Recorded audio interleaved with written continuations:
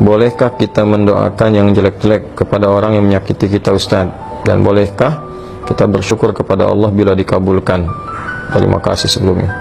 Apa yang mau didapat?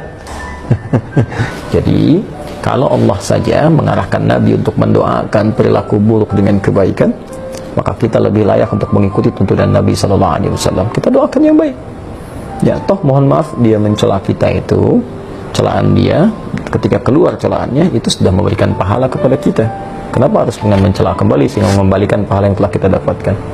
Nah, yang kedua, kalau hati kita sudah lapang dengan memaafkan, bukan berarti persoalan dia selesai. Persoalan kita dengan dia diselesaikan oleh Allah.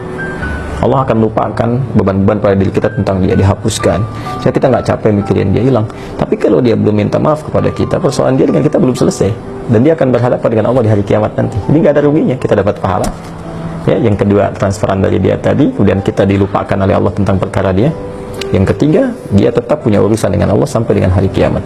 Dan berita baiknya, jika Anda mampu melapangkan hati untuk memaafkan orang lain pada hal yang terkait dengan pribadi Anda dan tidak terkait dengan turunan hukum yang lain. Ya, turunan hukum maksudnya kalau utang, ya, kalau memaafkan itu bukan berarti utangnya lunas. Ya, tetap kita maafkan, misalnya berlaku kelirunya, utangnya tetap kemudian diselesaikan. Kecuali kalau Anda ingin bersedekah. Ya, atau orang misalnya melakukan tindakan kriminal yang dahsyat, kita maafkan. Ya, maaf, tapi kriminal itu tetap diproses untuk memberikan pembelajaran hukum. Kalau secara hukum itu harus diselesaikan.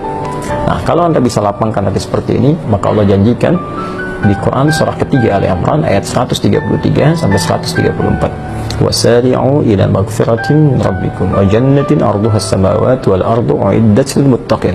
Bergegaslah Anda untuk evaluasi diri, minta ampunan sama Allah, dan berharaplah, berusaha untuk mendapatkan satu surga yang luasnya seluas langit dan bumi, disediakan bagi orang takwa. Siapa orang takwa di situ?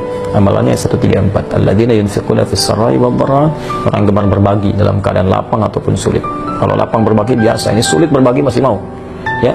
Nah, wal kadhiminal ghaidha, yang sanggup menahan amarah, wal afina 'anil nas, yang mampu memaafkan kesalahan orang lain. Allahu yuhibbul muhsinin, Allah cinta kepada para pelaku-pelaku kebaikan.